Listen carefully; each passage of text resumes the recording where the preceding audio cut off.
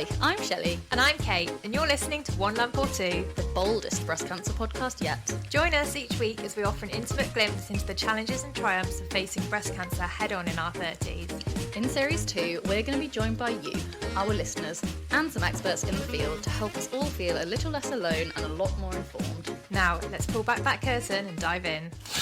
Hello, welcome back to One Lump or Two, and as part of our Your Stories segment, today we're speaking to Beth. Beth was diagnosed with cervical cancer in January 2024, so only a couple of months ago. Me and Beth are best friends. I've known her for like 15 years now. We met when we were fresh-faced teens and we were both working in New Look, and she basically told me she fancied me, and we've been best friends ever since. I'm excited to get chatting to her. She's got a lot to say, and, you know, obviously she was there for me throughout my whole cancer diagnosis. So when I found out she was diagnosed, it was very difficult, and now it's my turn to be there for her. So let's get started.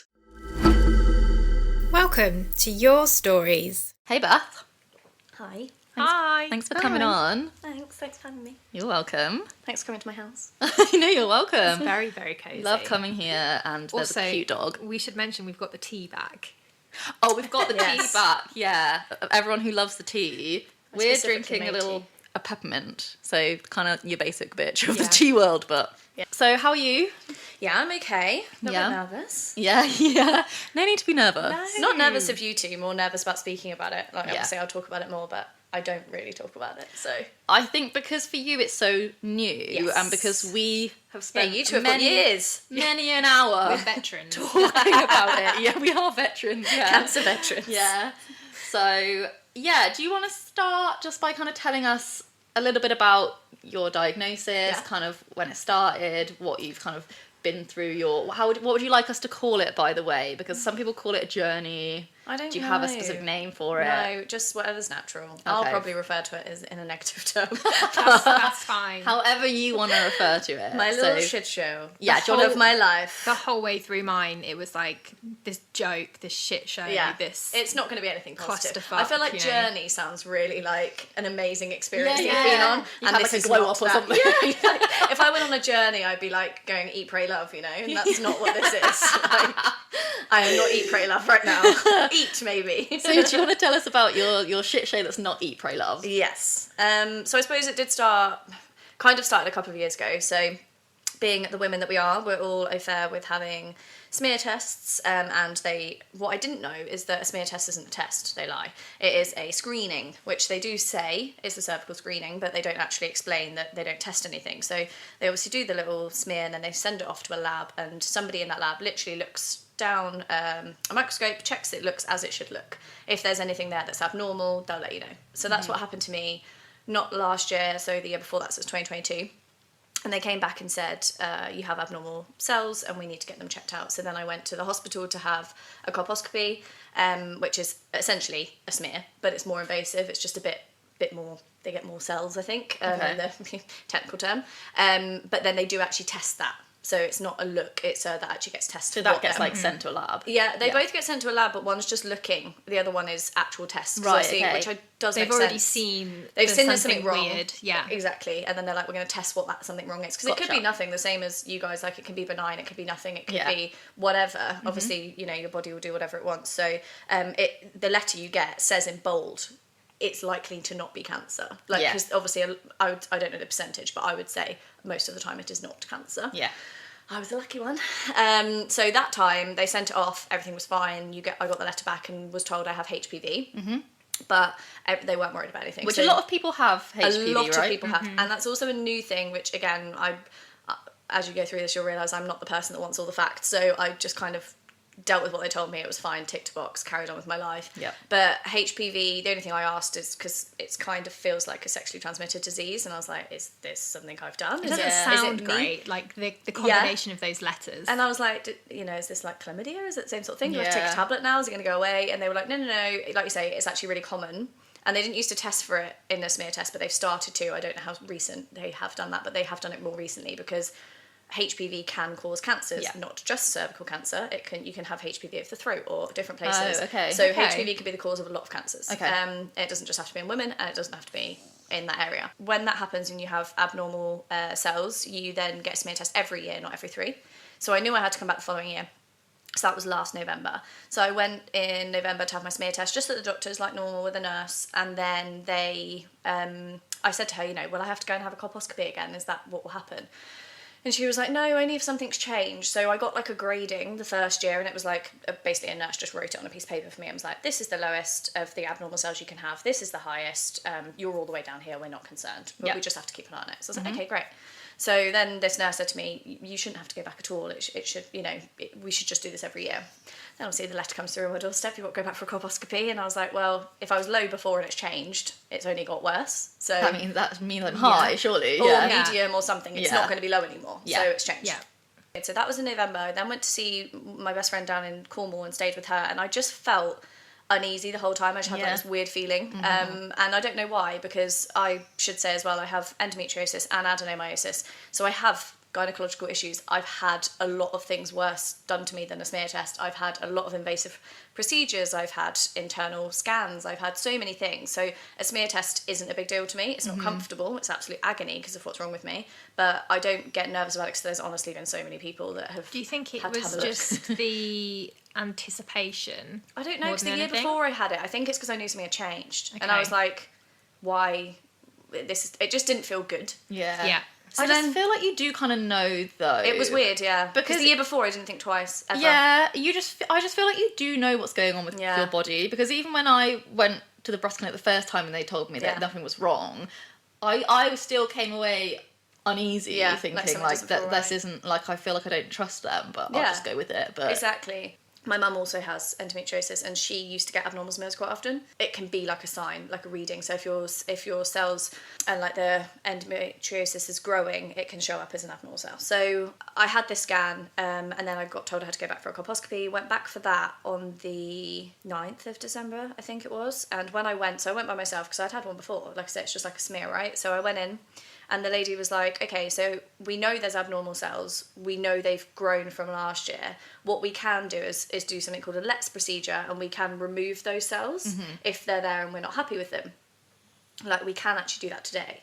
And I was like, okay, well, I've like parked 10 minutes away, and like I've got as in walking 10 minutes away and stuff. Like, can I just, like, what is this? And I'd heard of a few people that had it done, so I knew that what normally happens is they'd send you a letter and say this is going to happen, like get someone to drive you in, blah blah blah. Okay. So you can, absolutely, the woman straight away. Typical, by the way, that this is how a woman would have to handle it. Like they're just like, you'll be fine. Yeah, classic. So if it was a man, there is no way. They put an injection in your cervix. You're awake. Yeah. They put some slight little numbing gel on it, but if you've had piercings or anything else before, you know that numbing gel does nothing except make you cold. So yeah, they put the speculum in like do with a smear, all the same, as exactly the same start as the smear, and then they put injection in your cervix. If anyone's listening to this and they are about to go through this stuff, it's really not that bad, but I hate needles. Yeah. So I was horrified by this, and I was like, just don't let me see it, it'll be fine. A LETS procedure is they have like a hot loop, and they essentially cut away the cells. So it's exactly the same as any other cancer surgery that you'd have where you'd have to be put to sleep. But because of where it is, they can do it when you're awake. Yeah. Okay. So it's local anaesthetic rather than So general. essentially they are just cutting out the bad bit of your cervix. Yeah, right. Literally. Yeah, well, they actually remove it. It sounds like they like brand I can feel my own body. Like closing. My vagina's like... Yeah, it's so good. Basically, so they do that, and it's like, that's the biopsy then. So they send that off, and what they're obviously hoping, the same as anything when they do a biopsy, is to get some clear margins in that. So they don't take loads. It's not like they took like, you know, inches and inches of my cervix. So this was the 9th of December. I didn't hear anything at all then, so I'm like, no news is good news. And all I remember is that usually kept asking me if I'd heard back, and I was like, no. I was like, I'm taking it as no news is good news, you know, like, it's great. Yeah. It'll be fine. Like, they would have been in contact by now if it's bad news. Like, surely. So again, I was, you know, living my best life over Christmas and stuff, and I did have like a weird niggle of like, oh, I still haven't heard about that. But again, as the time went on, I kind of was like, it'll be fine. Roll forward to the new year, I'm on a work call, I work from home, and my phone rings, and I literally was like, I know that number, that's a Oxford gynecology number. Yeah. And it was this woman who was so nice, and this is where, again, I should, trigger warning, this shouldn't have happened, it was very badly handled, but a very lovely woman phoned me from the hospital to tell me that I had an appointment with a CNS nurse and my oncologist. And obviously I know what both of those words mean, and I was like, I'm sorry, what now? And obviously... they check your date of birth when they phone you. They check your name, they check your address. they had the right person. And I was like, I'm sorry, I don't know what you mean. And she kept saying to me, I'm non-medical, I can't give you any more information. That isn't helping me. Yeah. Why are you phoning me? Why do I have an oncologist appointment? I don't know anything. Yeah. Obviously, from speaking to Shelley afterwards, I realised that she should have asked me the question, have you been diagnosed yet? And she didn't ask me that. And Well, she should have asked one of the nurses Yeah. before she even phoned you whether you were aware of your diagnosis. Or she just 'Cause shouldn't have phoned me. She Like- shouldn't have called you if you weren't aware. No, I haven't heard anything about this. She was like, oh no, we don't write letters about these kind of appointments. And I was like, great, that's positive. so positive. So I was like, this isn't sounding good. Bearing in mind, this is like a Monday morning. They called me then, and then I had to ring. I remember texting you. You were the first person I texted, actually, just saying, like, I've had this phone call. I have no idea what's going on, but like, what can I do now? Because this appointment, by the way, this was the 15th of January. They were telling me this appointment was on the 24th, and I was like, you're telling me I have to just wait 2 weeks and no one can tell me anything? Yeah. Surely not. Yeah. Like, So Shelley and I went for a run the day after, and she was really down. And I was like, you okay? And she was like, I'm pretty sure my friend's got cervical cancer. And I was like, yes, she does. oh, okay. I didn't know what to do with that. I remember like you texted me and I was at work as well, and you. Yeah, sorry. I was like, I had no care in the world at that moment. I was like, I just need information. But I was you like, you didn't even texted me think saying twice. like, what is it? What's a CNS nurse? Also, I didn't know what it was. And I was just like, oh, it stands for cancer nurse specialist. Yay. And I remember having not to be dishing those quite out for like, fun. You wouldn't. I was like, I don't want to be the bearer of bad news, but they wouldn't give you one of those unless you had cancer. Well, exactly. I'm You not don't an get idiot. given a cancer nurse specialist. Yeah, for fun. I called my boyfriend in the meantime and was like, he'd literally just left, bless him, to go to the gym on his lunch break. And I was like, I've just had this phone call and blah, blah, blah. And he was like, okay, I'm coming home. And then I phoned the colposcopy unit and they were like, oh, no, you've got an appointment on Wednesday. This was Monday. And I was like, what? I was like, I don't know about this at all. Like, and they were like, oh, the letter must have got lost in the post. I was like, I don't get letters. And then as I was talking to her, my phone buzzed. Like, And it was email. that letter? Yeah, straight away, email, Right. text. Someone just obviously hadn't pressed send. So thank God this woman had actually phoned me, or I would have missed that appointment and had no idea. I basically found out with 48 hours notice. Like, I knew from that call I had cancer. I remember calling my mum as well on the Monday and being like, so factual about it, and just being like, I've had these calls, it's not sounding great, mum, are you free on Wednesday morning? Like, we need to go to the hospital. Yeah, that's how and I she was with like, my mum. yeah, and she was like, okay, I'm sure it's okay though, like, because everyone just wants to reassure you, right? Yeah. And at that point I was like, do you know what, it might be, but I rang my boss home and I was just like, I've had these calls, la la la, and she was like, okay, do you need to just go and have a mental breakdown now? I was like, yeah, I'm going to do that. So, bye. I won't be working for the rest of the day. Yeah, like, see ya, and I probably Don't won't work, contact and me. I don't know when I'm going to work, so like, Yeah. bye. And yeah, I just went for a walk with my mum, and I remember then that really nice lady phoned me back and apologised. I don't know about you guys, from listening to your stories and stuff, I suppose you haven't really like got into that part of it, but like even now to this point, like we'll get to it, but I'm still in the process of nothing's really happened except I had a second colposcopy, a second LETS treatment, and at that point they did find clear margins. So they've said they believe they've managed to get all of it. I was stage 1. They do think they got all of it out in essentially these 2 procedures I've had, but now we're obviously talking about the surgery I need to have to make sure I'm clear of everything and what's going on. So can you just kind of briefly explain like what treatment is to come, like what surgery you're going to have? Yeah. So I have to have a hysterectomy, and again, learning lots, there's different types of hysterectomy. So they are hoping I can have a hysterectomy but leave my ovaries in so I don't go into menopause. Right. However, because of my endo and adeno, they don't know how bad a state my ovaries are going to be in. So I know that most of my endo is on like one side, which is quite common. So they might want to keep one ovary. There's different ways you can do a hysterectomy as well. And they've said the only way when it's like my type of cancer is to do it abdominally. So it's quite a long recovery and it's like more invasive because it's like open surgery as opposed to, I've had 2 surgeries before that have been laparoscopy surgeries and they're like small keyhole ones. Yeah. So have an incision in your belly button and then like 2 or 3 more lower down so they can like put different tubes and different cameras in and different equipment in. But this will be completely open, so I'll have quite a big scar and I'll have quite a big recovery period. So yeah, my oncologist has said I'll be in the hospital for 5 to 7 days afterwards, which is going to be vile. And they want to remove my pelvic lymph nodes. Yeah. I've actually got an appointment this week to sort of discuss this more because I don't know too much about it because we haven't really got to this point yet. It was kind of a discussion about what was going to happen. So yeah, it's a hysterectomy of what level they is won't determined. know until they get in there. So when I really. wake up, I'm going to have to be like, what happened? So yeah, I'm going to have that in June. So I had surgery for the first time about 8 years ago. So just before I met my partner, the December before I met him was when I had my diagnostic laparoscopy for endo. Then I had, you basically try and pop surgery for as long as possible with endo. Like it's inevitable. That is how they get rid of it. So you just space it out as much as you physically can. And I managed quite a long time. So the whole time we've been together, I haven't had it except last year in June. So my surgeries will be like a year apart, which is, had I known, I wouldn't have bothered. The recovery last year was quite long, so I would have just been Hindsight's like, hold a on, wonderful thing. I'm getting cancer next year, do it all in one go. But you will still need smears after your hysterectomy. To begin with, yes. They're called cavity smears. But a lot, yeah, cavity, because you don't have a cervix anymore, right? Yeah, I so, know. What a horrible name for it, a cavity smear. Yeah. Just So a little cavity that you've got left. You have them straight after, and then like again, it would be the straight after almost like when you've recovered, and 6 months, and then a year, and then you're dismissed. Yeah. So that's the only saving grace. Like I will be dismissed quicker than most people with cancer because they are literally removing the entire area, which obviously I'm lucky in that sense, or have want of a better word. But in most cases, they can't do that because obviously it's like attached to other things that you need to live. So they're not going to be like, right, we're just going to take the whole top half of your body away. Like, they can't do that.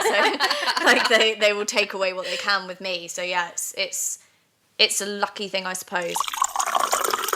It still doesn't feel real. It still doesn't feel like you saying that sentence at the beginning of this, saying like, oh, Beth was diagnosed with cervical cancer. I've never heard anyone say that out loud until you said it then. Sorry about it. No, it's fine. Like, but it's not something you hear someone talking about in the third person, right? So I it's think weird. even, I mean, we're a couple of years out now and it still doesn't feel real. No. Like it just feels like a really bad dream that happened and I bear Feels like the a mental and nightmare. physical scars of it. Yeah. None of it feels real. But, yeah. It's so weird, and I don't know. I like the weeks that it started, and the weeks in between finding out that where they actually say the sentence. Well, because no one actually said it as well in the appointment, and then the CNS nurse took me off and gives you those bloody awful booklets. Massive booklets that they expect you to like. With people with a wig on or like a bloody hair turban. You're like, I cheers, remember man. actually, you sent me a picture of the front cover of that Which book. I only read like about 3 weeks ago when I sent it to you. And it was a picture of a woman who was like smiling, and in the background there's a poster on her wall that says like "Live, Laugh, Love" or something. I was fuming. And it was like, are they for real? Like, who are their And I know marketing this people? is actually probably that poor woman's house, but I'm like, you would have thought Live, Laugh, Love. the marketing team would have been like, maybe not for the front cover. Like, maybe let's hide that further in and feel people feel comfortable to read it. I thought people live, laugh, love through cancer, no? Jesus Christ. I had stuff wrong with me. I had health issues, but nothing that was gonna. Yes, I have a chronic pain illness, but it's not out there to kill me. It's not anything like that. Like, it affects my day-to-day life. It affects every area of my life, to be honest. But it's not something that is life-threatening. Yeah. So it's not as scary. Then you go for these scans. I'd had an MRI before, and then I went for this MRI, and I was like, yeah, but they're checking that this cancer isn't anywhere else. Yeah. So then you're laying there where you have to be completely still. I remember they come through the headphone things being like, you need to lay still, or I'm like, fuck off. I hate when they tell you to lay still, because then you literally feel Every every movement. twitch in Yeah. your body, You're literally like- and you're literally laying there, and I feel like it makes you move more. It does. Yeah. The more they tell you to sit still, the more you move. And then when they're like, oh, just try and relax, I'm like, I'm in a metal tube. I'm in a tube. You've just put dye into my blood. And I have you're, cancer. Yeah, you're checking the cancer's only where we think it is. Relaxing isn't high of my priorities right now. And you had a CT scan, didn't you? And Yeah, they it was injected awful. you with the thing that makes the you dye. feel like you've wet yourself. Dear Lord. Did And, you like, have that? Yeah. Shelley told me so much stuff to be prepared for. Like, by the way, because obviously we're living in the think same they told you area. that, did No, I? and like telling the Forgot same about area, that. telling me you go to this really nice like looking hospital bit, which doesn't look like a hospital. It's like a private. then like you go into a And then you truck. go into a truck in the car park. She was like, just be prepared. This is what's going to happen. And then I like had the dye thing. I remember texting you afterwards and being like, why didn't you warn me about that? Like, of all the It things. slipped my mind. That was the beginning, but yeah, I'm very much still in it. So Yeah. I suppose it's even weirder for me in terms of, like, I remember you saying you couldn't talk about it or anything Nope. for ages. For So, at least a year. Yeah, so... I think See how until this I had goes. my mastectomy, which was, Yeah. I think, like 10 months in, maybe? Yeah. Maybe not that long, 9 months in, but Yeah. yeah. So you're only a couple of months in, I really. am, and I think, like, it's funny as well, because I think back to those weeks in the beginning of January, because obviously now it's April, middle of April. I'm so confused by dates, I'm so confused by how time's passed, because I'm like, I don't understand what's happened at that time, but I think back to that day on the 15th of January, and it feels like years ago. Like, Yeah. I feel like I've aged about 10 years, I feel like it's been the longest time It of my has, like, life. taken, like, it does take, like, 10 years off your life, doesn't But it? then I'm 'Cause you're literally so like stressed. mentally and probably figuratively, but like literally, it's the fact of I'm like, how is it April? But then it's also like, how is it only April? Like, Yeah. how did that only happen this year? It feels like this was a million years ago. But yeah, it's a very weird experience, and it's just like even now, I think when I look back, you know, even listen back to this or something in a couple of years, I'll be like, what the hell? Yeah, did that actually happen? Yeah. Like I said, I don't really talk about it very often, so it's quite weird doing this. We appreciate it. We really do. Can you mentioned obviously you've got endometriosis and adenomyosis. adenomyosis. Yeah. And we call you it said endo and adeno for sure. Endo and ado, let's call it that, yeah. So much easier. Endo is the best way of saying it. So can you kind of like briefly kind of say like what the symptoms you get are? And... Yeah. So I'm going to talk for myself because it's very different for different people and it's very different. So I have severe endometriosis. It takes many years, and this is a whole other podcast, and there's lots of podcasts out there about it to get information, but it's basically stuff's growing where it shouldn't. They kind of describe each other as like they're horrible cousins, so a lot of people who have one have the other. The only way you can be diagnosed of endometriosis, and so you have diagnostic laparoscopies. Yeah. And then in that, most of the time, they will then also remove what they can. Yeah. So it takes forever to literally, like, I think the average is 8 years for people to be diagnosed, because so many of the symptoms can be passed off for other things, and really unfortunately there's near to no funding or research done for it. So it's really sad, but it's my mum has it, or had it, well, she still has it, I suppose. So I kind of knew a bit more about the symptoms. I really feel for people who have never had it in their family and knew nothing about it, and to just begging to find out what's wrong with them. You essentially, the obvious things are really, really painful periods, either heavier bleeding or bleeding in between periods, pain during sex, fatigue, huge bloating, like you can get pain in your legs, lower back pain. It is a pain illness, but it essentially is like bleeding and stuff is a massive thing of it. So because the lining of your womb's kind of growing other places, it's shedding and it's not working how it should. So they can remove, when you look at it, I mean, Google it if you want to know more about it, because I'm no expert. I should be, but like I said, I'm not a facts person. I know what happens to me, and I can't be bothered to spend days of my life researching what it is. I know how it affects me, and that's all that really matters. Yeah. So a lot of those symptoms, I think pain during sex is, they're all crossover symptoms of cervical cancer. It's crazy though, with like endo, that you just wouldn't, if you hadn't have gone for that smear. Yeah. Obviously, like the smear thank saved my God, life. and this is completely hypothetical, but if you hadn't have gone for that smear, you wouldn't have noticed the symptoms. No. And so many people put off their smear, and I've told so many people off. And I did post about this on Instagram, and I weirdly posted about the Let's treatment I had, the first one. So I posted when I was going into that colposcopy, like just kind of saying how anxious I was and how nervous I was. And then I stopped posting because they called me in. Then obviously I had the procedure. So later on, when I was feeling sorry for myself on the sofa, I finished writing it and just said, like, I'm finishing writing about this now. Like, I can't believe this happened today. And like, I'm expected to just go to work tomorrow. Like, they basically just cut part of my cervix out. And then they're like, but you'll be fine. Just carry on. Have some paracetamol. You'll be okay. Yeah. Because obviously when the anaesthetic, like local anaesthetic, wears off, you're in agony. Yeah. Like, it's not nice. Well, No. agony is the wrong word, because most people wouldn't be. Again, if you're about to go through this, you probably won't be. It's because I've got endometriosis and other things wrong with me. Anything in that area hurts me. Like, anything. It's just like your uterus and your cervix just hate you. They really do. And I said that. I was like, not that you want any kind of cancer, but I'm like, you've got to be kidding. Yeah, literally, like... You could have given me a different area of the body to contend with. Do you know what I mean? Like, let's focus on something else for once. Like, let's have more bloody smears and more things. And like, after the second I thought I had, so you're really prone to having infections, just because obviously you can't really like keep the area clean and stuff. It's not like the outer part of your body, it's inside you. Yeah. So there's nothing more you can do. You just have to be like, you're not allowed to have baths, you're not allowed to basically do any exercise, you're basically not allowed to do anything, which they didn't warn me of at all. And she just gave me this A4 piece of black and white paper afterwards and was like, here you go. And I just walked out and was like, I'm sorry, like, this was just before Christmas. Like, you can't submerge yourself in water at all. I live for baths. I was devastated. Can't go to the gym. I was on like a massive fitness hype. I was going to the gym 3 times a week, plus probably extra things on weekends and stuff. I was on like a real like trajectory of like doing really well, of getting stronger, and I was like, you're joking, you just can't go to the gym for like 4-6 weeks or something like that. And again, or they're just like, yeah, off you go, bye. I've never put off a smear. The second I get the letter, I always go. I've always been, I've never really been afraid of it. I think, because I have had all these other things, I've had so many worse things than a smear. In my head, it's not that bad, and I know it is a real thing for people to have to get over, and it is invasive and it isn't very nice, and I get that, but it's a couple of seconds, and what's the alternative? Trust me, if you have cervical cancer, there's a lot more going on that they'll get involved in. Like, you'd much rather them give you a quick smear test that will take you a couple of minutes, and you'll be a bit sad, just get yourself some chocolate and some wine afterwards, you'll be fine. I think for a lot of people, it's kind of fear or like embarrassment. I think embarrassment's huge of it. Yeah, which puts people off going. And I get that, I do. Yeah, but at the end of the day, they're nurses and they're doctors. And they do not care at all. They've literally seen so much worse. Like I said, like when I thought I had the infection, I had to go back in, and the only way they can really test for infection is to essentially give you another smear. So I'd had 2 LETS procedures, and then I was obviously bleeding heavily. I bled every day for 5 weeks after my second LETS, and this woman had to, you know, have a good old look inside to check the blood was fresh and that I wasn't infected, because that can be worse. Like. And that's what I'm saying, like a small smear test honestly is nothing, and I know it's not nice, and being a woman is really shit, and I am 100% with anyone who thinks that, but it's definitely better to do that than, you know, like I'm lucky. If I just have to have surgery, I have to see that as real luck. Yeah. I just keep saying the sentence to myself, like, at least I've not had to go through, you know, chemo and stuff like you guys did, like,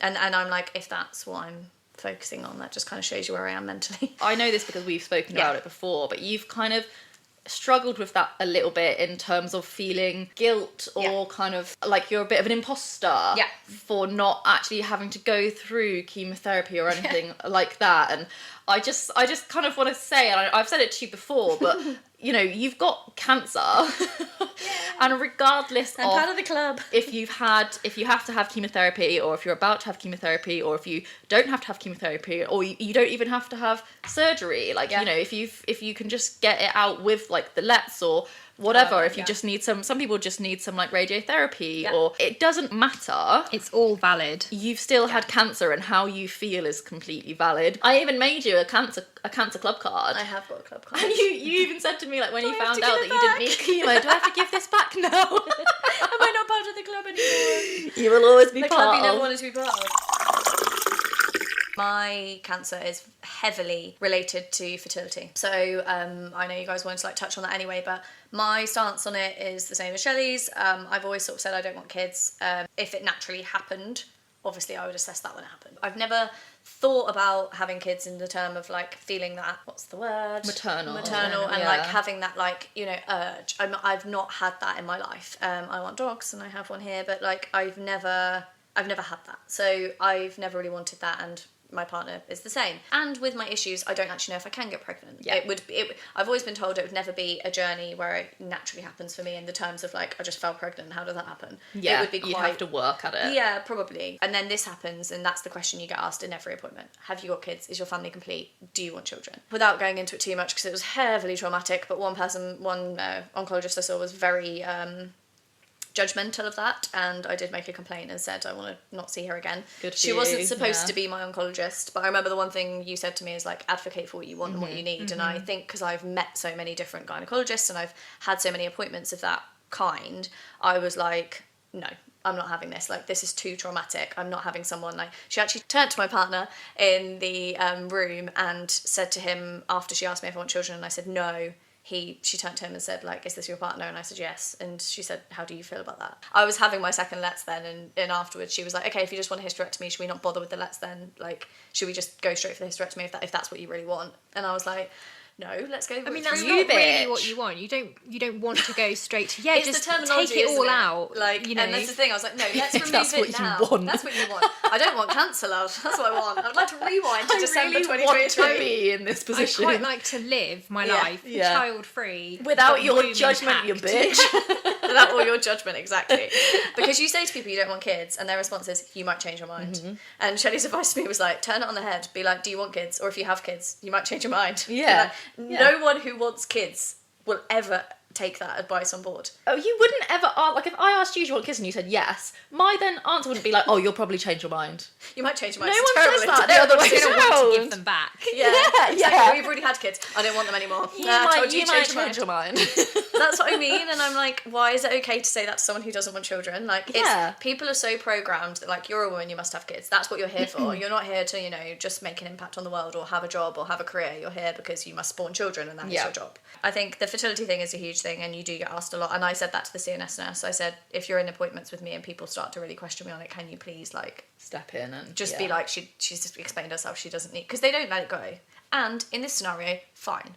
Like the oncologist that I'm dealing with now, he's amazing. I love him, and he wanted me to speak to a gynecologist about my fertility options, and he was like, look, I'm not saying you're going to change your mind, but what I don't want to happen is in 5 years, us to have done this operation and you go, I didn't know I could have freezed my eggs, or I didn't know this, or I didn't know that. He was like, you can go into this conversation and then make exactly the same decision, but you're making an informed decision, and that's all I want you Yeah, to do. because you've got all the options. Yeah. It's like when I went That's for lovely. my genetics testing, and they were telling me about if my genetics comes back positive and that I carry the BRCA gene, fertility options then open up to, they'll be able to test embryos for the gene, and if it's got it, we don't have to, and I had no Get idea. rid Get rid of that embryo. Idea that You was don't an put on option. anyone. Yeah, and you don't, because why would you? Why would you ever think that this is an option? But there is a huge difference between I'm going to give you all the information that you might not be privy to because you've not reached this bridge before, and I'm going to judge you because based of on the your decision you decision. made. And then she didn't even offer any of About that to your me own anyway. body. Yeah, exactly.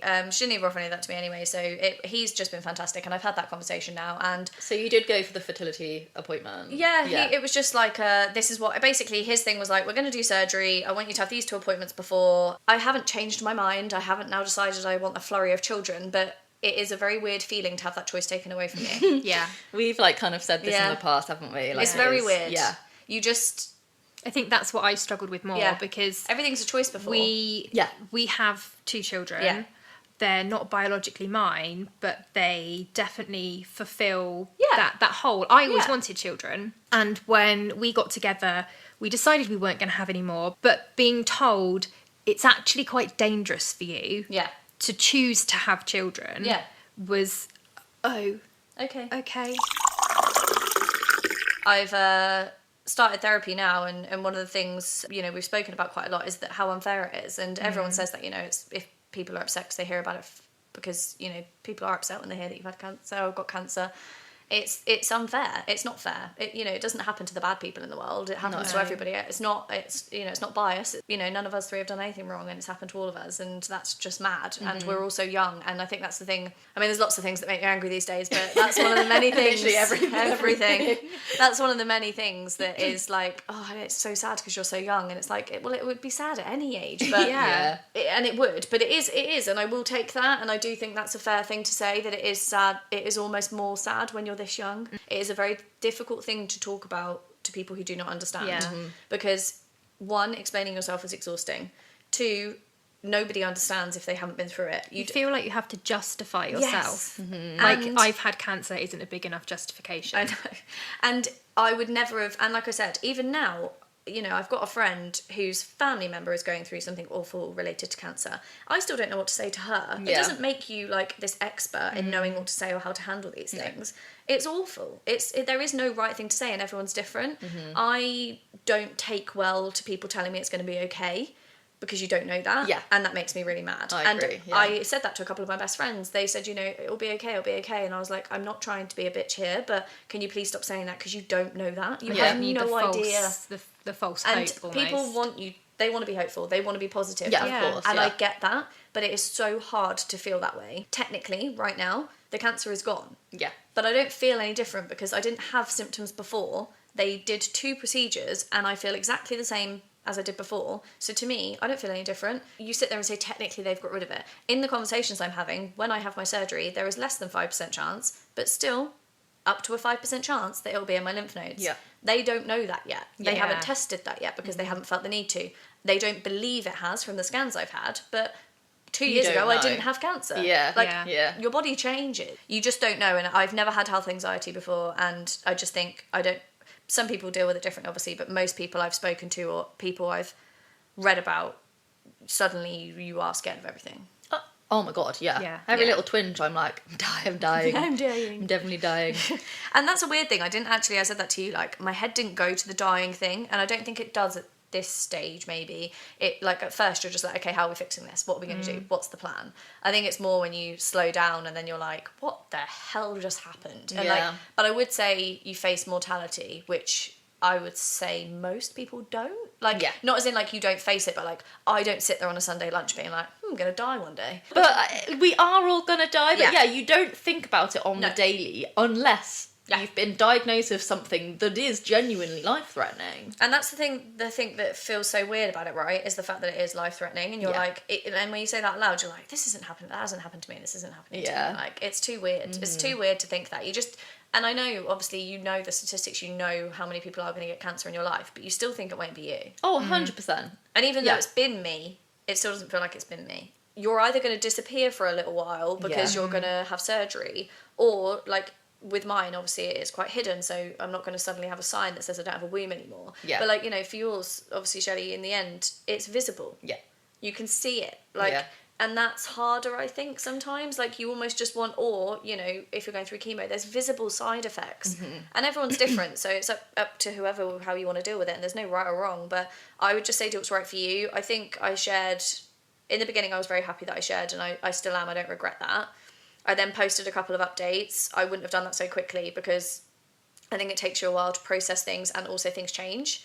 So I personally wouldn't do that if I went through this again, or I would have deleted it if so many people haven't seen it already, just because stuff does change, and then you almost feel like obliged to update people. Yeah. That's why I put in the last one, like, I'm not going to carry on doing this. I'll post when I want to post. This isn't going to be like my outlet of like telling everyone what's going on, because my journey, or whatever the hell you want to call this, isn't ending yet, and I don't know when it will. Yeah. So I can't update you and go, everything's fine now, because I can't tell you when that's going to be. Physically, I might be fine in a couple of months when the surgery's over. Mentally, I have no idea.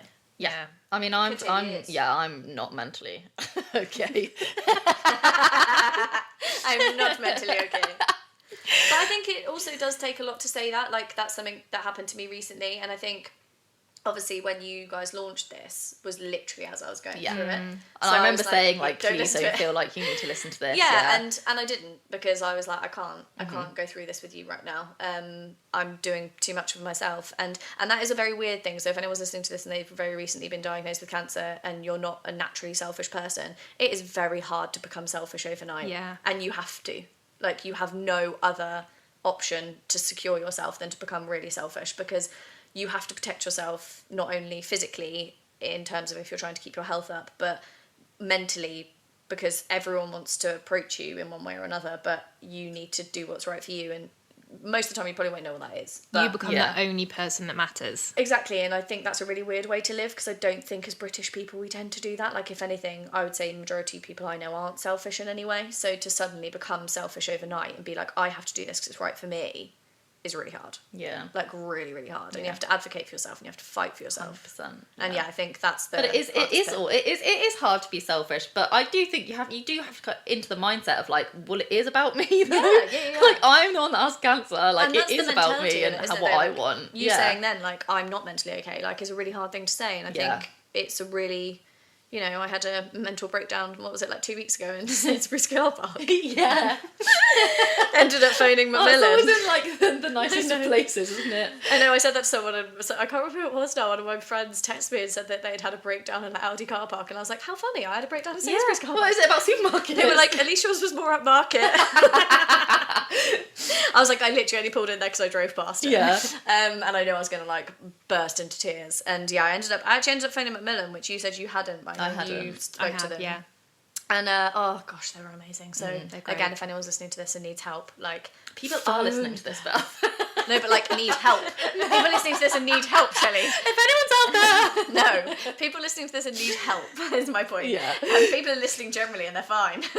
They don't all phone Macmillan. You have to have a cancer-related issue. And they told me to phone Macmillan. I'm having really bad anxiety. Have you been diagnosed with cancer? No. Is anyone in your family? No. Okay, we're not here to help you, but please phone this number. No.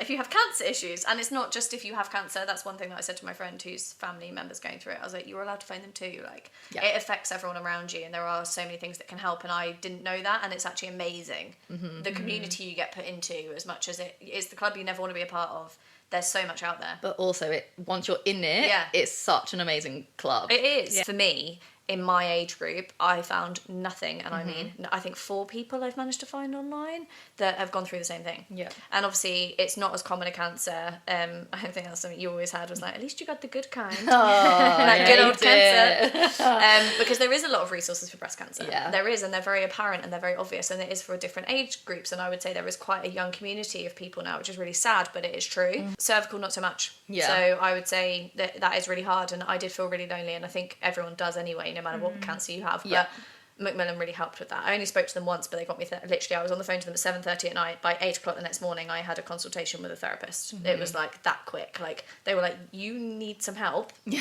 going to sort that out for you. Like, it was very sudden of like, yeah, you're not great. But I had to phone them and say, honestly, something so small happened in that day, but it was the straw that broke the camel's back. Yeah. It was like, and I knew that in that point something happened, and I was like, my God, this is an overreaction.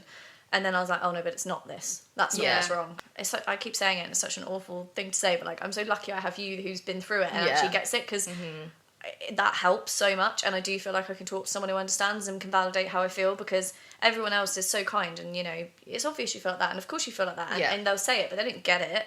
And I'm not saying everyone at Macmillan's had cancer, but they're experts in the field. And I was very much like, how am I supposed to live normally? How am I supposed to go to work? How am I supposed to, because physically there's nothing wrong with me right now. I can work, I can do everything I could have done before, but mentally I feel like I can't. So none of it has any meaning. No, nothing, because I don't have, it's almost like you want to walk around with a sign. Like, like literally being like, I've got cancer, leave me alone, or give me a break, or whatever. And my work have been amazing, so I'm just putting that out there. If anyone from my work's ever listening to this, you've been amazing.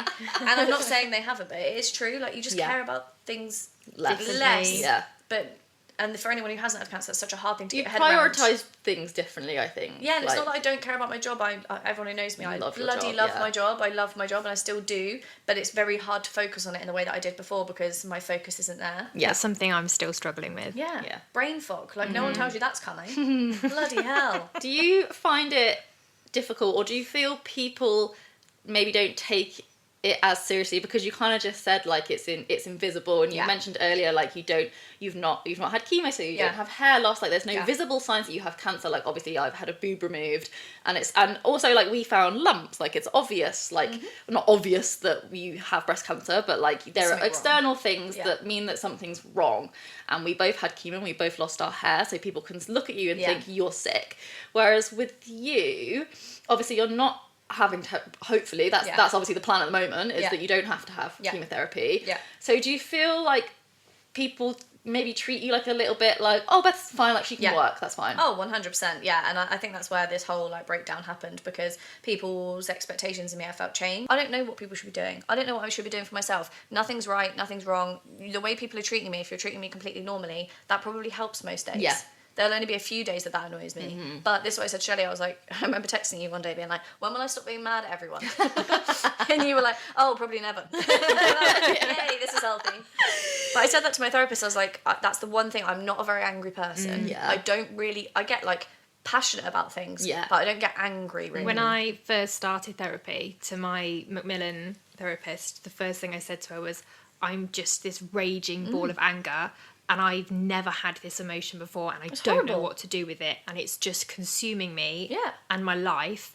And I felt like, because that's how I felt, which is completely justifiable, I was ruining my own life. It's very hard to be positive with cancer. Like, you can pick out the small things, but like, it is hard. And day to day, you know, I say I pretty much am. Like, I remember you saying, people being like, how's Beth doing? And you're like, fine, actually. Like, quite confused by it. But the breakdowns happen now, so we're all good. And to be fair, I've not been fine. Like, I'm just not gonna show everyone that. And it's hard to be vulnerable, and it's hard to be honest. And I think that's why I was nervous about this conversation, because it's completely opening yourself up to tell people exactly how you're feeling, and that's really difficult. How do you feel having now had this conversation? Because you've talked really eloquently, and you've just flowed, and Shelley and I haven't. We've just left you to it. And no, don't apologise. It's a new feeling for me not talking.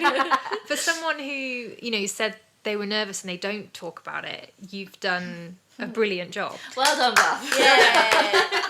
It's like that thing for me at the moment is like, if I open it, I don't know if it'll ever stop. So at the moment I can talk about it factually, and I can talk about how I felt and how I'm currently feeling, but I don't think I'm ready to be. Super emotional, like vulnerable bit isn't ready and yet. I just don't think because I don't think I've processed it yet, so I don't know how I'm supposed to feel about any of that yet. I think we can definitely say, from being on the other side of it, that you know, you will get through it. And I know that's not necessarily helpful, but it is from you guys. You do have to embrace the shit that's going to come when you're ready to process it, and only when you're ready. It took me quite a long time. And me. And there's no like right or wrong, like when you should be doing certain things. If you want to go and smash things in a rage room, I keep trying, and they're only up north, so I'm just they like, aren't they? I've looked for them on as a well. huge road trip. I think we should go to like charity shops and just buy like loads of cheap like china and stuff, and then we're just do it in the garden, and then smash it somewhere, but I don't really know. The health and safety risks are huge, but I'm an events planner, guys. We'll get some goggles.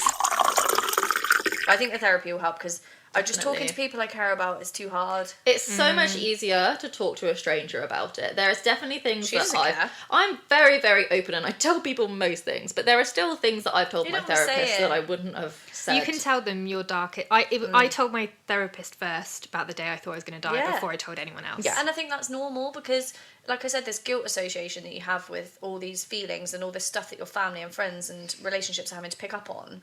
You don't want to then call them one day and be like, so, I've been thinking about dying all day. Like, they're like, okay, Jesus, right. Like, that's what am I too meant to much. do I with don't know what that? to do with this now. And I remember the only time, like, the few times in listening to you guys, you're the same. Like, I didn't break down in that room. I didn't cry when that happens. I don't think you do. You just want to take it, well, try and take what you can in. But on the day when I got that phone call, I shouldn't have got the phone call. My partner came home and I just broke down on him and, you know, sat on his lap and just was like, I don't want to have cancer. I don't want this to happen to me. Because I don't really do that. Like, I cry, obviously, like the normal person cries. Like, when bad things happen or when a film's really sad. But not sob like that. Yeah. Do you talk to your partner a lot about it? Like, how has that relationship kind of... Has it changed at all? Yeah, it's definitely changed our relationship. I mean, in some obviously pretty obvious ways. You know, like I said, you can't do anything after you have LETS treatment. You're just bleeding every day. And I think the one thing I'm finding hard at the moment, I don't like my body much, and I suppose you guys were the same or anyone's the same. When you feel like it's trying to kill you, you're not really friends. So, like I said, I was on quite a health trajectory last year, and I was doing quite a lot of like working out, and I felt like better about myself. I was feeling really good about myself. I'd got myself into like a funk, like everyone does, and just, you know, doing whatever I wanted and not really working out in the right way. I've always worked out, but I got onto like a really good plan. I was working with a coach, and she's amazing. And then all this happened, and I couldn't work out because of the treatments I was having and stuff. And like, I'm physically not allowed, and I couldn't really anyway, because basically every time I did, I'd just bleed more. So it's like your body's going, please don't do this. Physical reasons, it would obviously change our relationship, and then there was mental reasons, like I'm obviously a mess, so he doesn't know what to do. He won't mind me saying he's not the emotional type, so he hasn't really shown any emotion with all of this, except in like a kind way of looking after me, but like he doesn't cry and stuff, and he definitely doesn't like talk about how he's feeling. Has that been like hard for you, or is that kind of what you were like? Not what you're expecting, because you don't ever really think about this scenario, but like... Yeah, I don't know. We went for dinner with friends the other day actually, and they were asking him how he was, and again, like, I've obviously asked, but he doesn't say. Yeah. But he was like, oh, I just feel sorry for Beth really, because I'm not very good at being emotional, so like I don't know how to be, like, I think that must be hard for her. Yeah. And I suppose it was interesting to hear that, because yeah, I guess in a way it has been, because not that I want him to break down and cry, because that would probably be worse, but I don't know how it's affecting him because he doesn't show any emotion. Yeah. So I'm like, is it really bad? Like, blah, blah, you know. And I remember listening and saying, like, you saying that you gave your partner an out, and I was like, I definitely didn't. You're in this for the long haul, my friend. I was way too You were polite. quite like new though, I guess. were. I would no way would I. I think we were weird. Like, we've been friends We for were weird. 15 years. Like, We were we've weird. got such a solid friendship. Yeah, And so it I was think like, yeah. part of me was I thinking... said it to a couple of friends. I don't want to lose that friendship if this is going to destroy our relationship. Yeah, and I think it's right to think that in terms of... I know, I'm still in it, right? So it's hard to answer the question, I suppose. Yeah. But I'm not very good at talking about it because I don't know how to. Like, factually like this, I can do that. Yeah. You ask me a question, I can answer it. I'm not very good at just being like, so this is how I'm feeling today. We've got better at talking about it in that sense. He'll be able to pick up on things anyway. Like, I think for me, like I say, the mental and emotional part of this, obviously I haven't had much physical symptoms yet. My surgery isn't for a couple of months, so then I'll have more of the physical outcome of it, I suppose. But the mental part of it for me has just been really hard, and I think for him that must be hard too, even if he doesn't say it, because I've changed. I'm different now. I'm not the same person I was before. I don't feel it anyway. And I definitely... The depression and anxiety, like, hits hard. Yeah, and I've not wanted to be intimate with anyone. Like, I don't like my body right now. I don't want to have that kind of relationship right now. I don't feel like sometimes obviously I do want to hug or whatever, but half the time I'm just like, if you hug me I'll cry, so Yeah. let's not bother. And he's not like massively tactile. We don't sit on the sofa holding hands or anything. But I feel for everyone. Like, my parents, obviously you guys did episodes with your parents, they broke me. Like, I haven't spoken to my mum in terms of like how it's affected her and stuff, but I know it's not great. Like, it's horrible. I don't think it's normal to have that conversation, by the way. No, literally Like, I wouldn't suggest it. No, I'm not going to. It was awful. It having was to listen very to that. traumatic. Yeah, like, and obviously I know your parents. Yeah. And I text 2022 when it was happening, being like, whoa, I don't know if I can cope with this one. Yeah. Whew, I was like, this is a lot. Because I It was a remember, lot. like, you mentioned that someone came around and saw you, like, when it first happened. That was me. Yeah. And I remember going downstairs after coming to see you because you were up in your room. Yeah. And you stayed up there. And I went down and your mum just burst into tears. And I just, like, hugged her. I was like, it's going to be okay. Like, it will be okay. And I said that then. And I'd probably be annoyed if someone said that to me now. But I just knew it was going to be okay. Yeah. I know that's a weird thing to say. The same way as I knew something wasn't right with mine, I knew with yours it would be okay. Yes, it wasn't going to be easy, but I knew it was going to be okay. I just knew. I just had like a feeling of like, she's not going anywhere. I've had so many people come up to me and be like, you know, just make sure you get everything sorted so you don't go anywhere. I'm like, yeah, that is the plan, Han. Like, bloody weird thing to say. Did people say that to you? I've Make had sure you get it sorted. 2 to 3 people say that terminology of things. Yeah. Hey. I know. I've had it all, Make guys. sure you get it sorted so you But, don't like, go make sure you look anywhere. after yourself. Like, and they mean it in a kind way, but I'm like, pick your words. Obviously, I'm just gonna let it take over my body and die. If you're ready to go, you're ready to go. That's fine. But I am not. Not I yeah. am 32, Come on, and I would yeah. like to live a little bit longer. Yeah, just a little bit, please. If you want to share your story, we'd love to hear from you. Whether you've had cancer, you know someone that's had cancer, or you just love listening to our voices. Slide into our DMs on Instagram at onelump_or2. Or email us at onelump or 2pod@gmail.com. See you next week. Bye!